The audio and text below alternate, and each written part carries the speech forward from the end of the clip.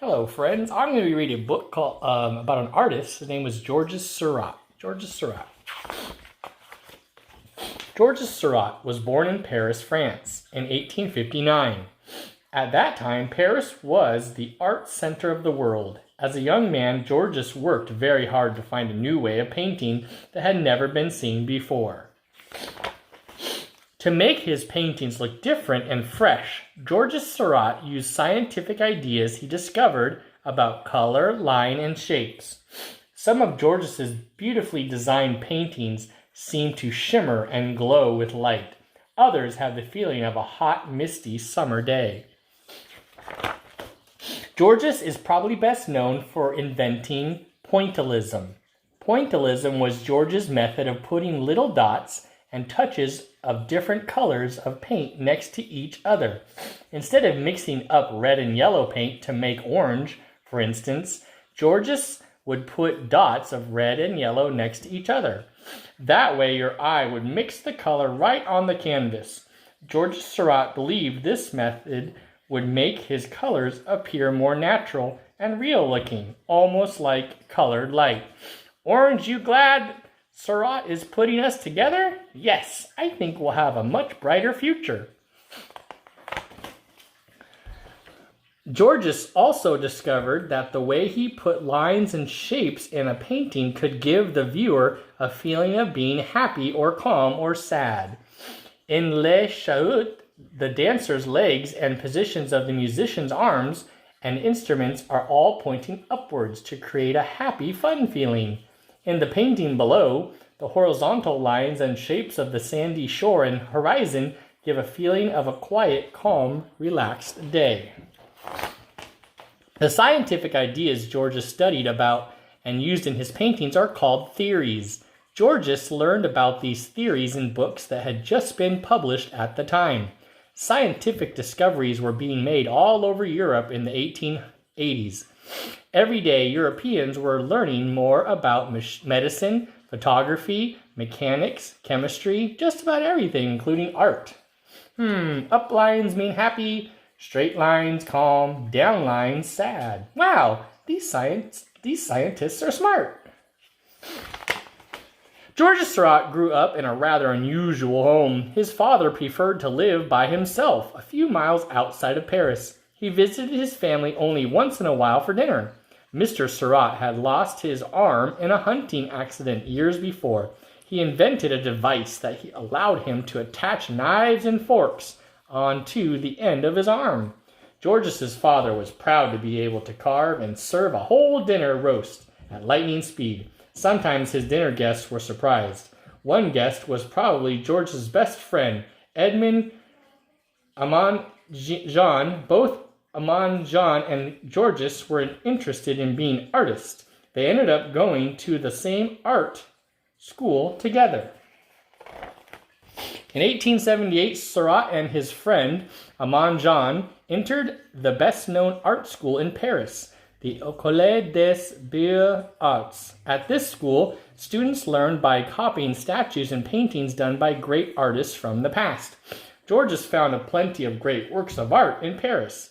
Among his favorites were the paintings of Italian Renaissance artist Raphael and early 19th century French artists J.A.D. Ingres and Eugène Delacroix. While Georges was working on his drawings, he began experimenting with color. Georges made lots of small paintings. He learned that by using crisscross brush strokes that went every which way, his paintings would appear to shimmer with light. One day, Georges and some friends saw the work of Impressionist artists at an art show. The paintings of Impressionist artists Claude Monet, Alfred Sisley, Camille Pissarro, and Pierre-Auguste Renoir were the talk of Paris in the 1880s. These artists were interested in capturing a moment in time of happy, everyday scene. They worked outdoors, quickly brushing colorful flecks of paint onto their canvases. Even though their paintings were quite colorful, Georges Seurat thought he could do better. In 1883, Georges felt ready to begin his first important painting. It was called Un Baghdad Narus, Bathers at Narus. Georges chose a happy, everyday scene, but went about painting it much differently than the Impressionists would have. Georges worked much more slowly. During the day, he went to the riverside and made lots of drawings and color sketches. He then brought them back to his studio and worked late into the night, carefully placing each figure onto his large canvas. Georges' finished painting was almost 6 feet high and 10 feet wide. Georges Seurat spent more than a year working on his large painting. Bathers at Narus was exhibited at a new art show that Georges and his friends helped set up. It was called the Salon des Artistes. This was an important time for Georges Seurat. Not only did his paintings get a lot of attention, but Georges met and made friends with artists who would help him form a new art group known as the NeoImpressionists. Georges' new friends all liked his scientific ideas about color and composition. They often met at cafes to discuss their feelings about art. Soon Georges became the group's leader.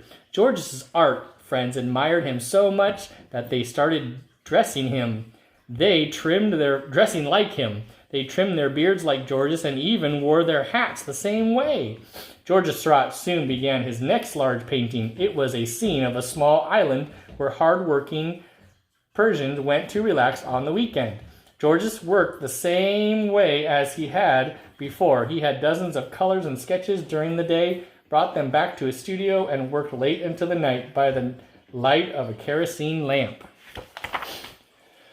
After 2 years, Georges Seurat finished his greatest masterpiece, Sunday Afternoon on the Island of La Grande Jatte, which was the first time Georges used pointillism over the entire surface of a painting. Sunday Afternoon is very large, too.